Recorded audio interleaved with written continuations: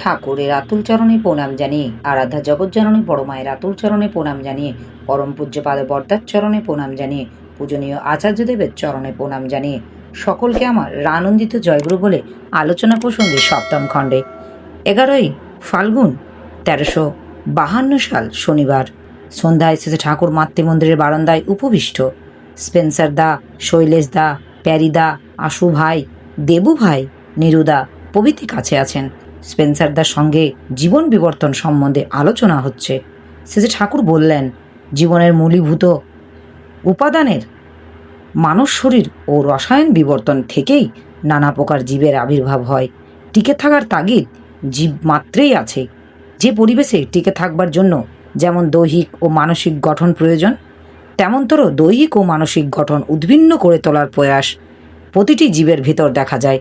এইভাবে জীবের আকৃতি বদলায়। যারা পরিবেশের সঙ্গে খাপ খাওয়াতে পারে না বা পরিবেশকে বাঁচার উপযোগী করে আয়ত্তে আনতে পারে না, তারা নিশ্চিহ্ন হয়ে যায়। স্পেন্সারদা, জীব জীবনে যে এই পরিবর্তন ঘটে তা কি কোনো বাইরের ঊর্ধ্বতন ইচ্ছাশক্তির প্রভাবে, না ভিতরের জীবন সমবেগের ফলে? শ্রী ঠাকুর, একটা জগদিত কারণ, সংযোজনী মিলানন্দ এর আকর্ষণে নানা পরিবর্তনের ভিতর দিয়ে নিয়ত এগিয়ে চলেছে।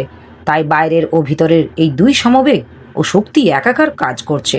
কথা প্রসঙ্গে শ্রী ঠাকুর বললেন, জাতের উন্নতি করতে গেলে একযোগে দুই দিকেই লক্ষ্য রাখতে হবে। একদিকে যেমন চাই অধিগতির দিক দিয়ে অগ্রগতি, অর্থাৎ বিদ্যা ও গুণার্জনের উৎকর্ষ, অন্যদিকে তেমনিই চায় জীব বিজ্ঞানগত বৃদ্ধি। এর জন্য চায় নিখুঁত বিবাহ।